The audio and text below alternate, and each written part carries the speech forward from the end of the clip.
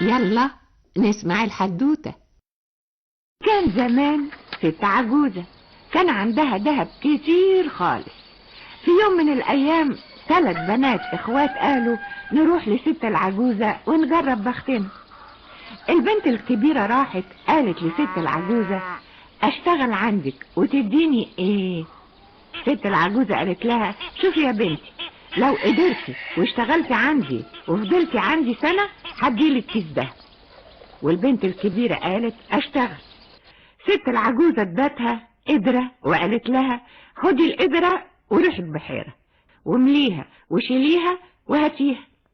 البنت الكبيرة شالت القدرة، ياه القدرة تقيلة، والبنت راحت البحيرة وملتها.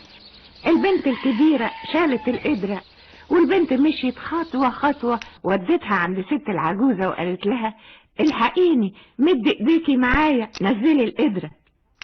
ست العجوزة قالت لها طولي بالك انا بعجن العجين وايديا مش فاضية. البنت مش قادرة تطول بالها خلاص، البنت رمت القدرة من على راسها وسابت العجوزة ورجعت تاني لاخواتها. تاني يوم راحت التانية قالت اروح لست العجوزة انا، والاخت التانية راحت للعجوز. ولما البنت قالت لها مد ايديكي معايا نزلي القدرة، ست العجوزة عملت معاها زي ما عملت مع اختها. البنت شالت والعجوزة بعد ما عجنت قالت طولي بالك انا بخبز الرغيف وايديا مش فاضية. والبنت شالت والعجوزة بعد ما خبزت قالت طولي بالك انا باكل الرغيف وايديا مش فاضية. والعجوزة بعد ما اكلت قالت دلوقتي بقى انزل القدرة.